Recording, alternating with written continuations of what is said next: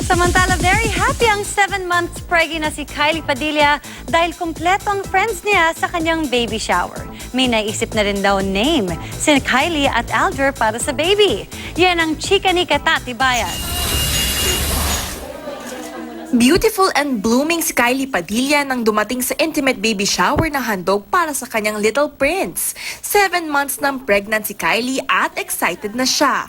Naging mas espesyal pa ang baby shower para kay Kylie sa pagdating ng kanyang mga malalapit na kaibigan sa showbiz.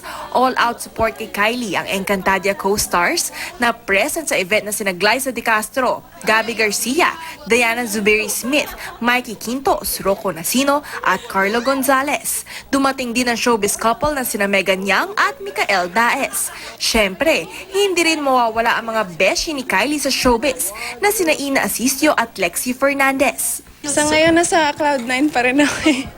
Yung ano lang, yung bago, di ba, I'm gonna be mother. Ang saya na, ang daming taong masaya din.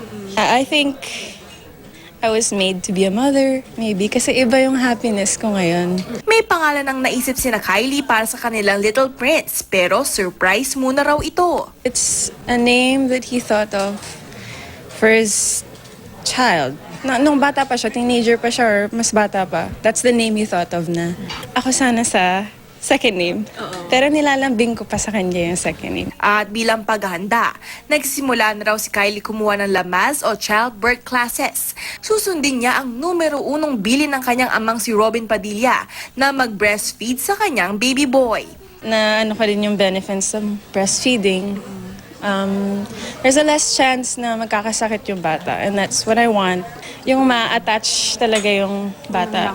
Gusto ko maramdaman niya na bata pa lang, may support system na siya. Ang wish lang ni Kylie ay sana maging healthy at ligtas sila ng kanyang baby sa kanyang panganganak soon. Katati Bayan, updated sa Showbiz Happenings.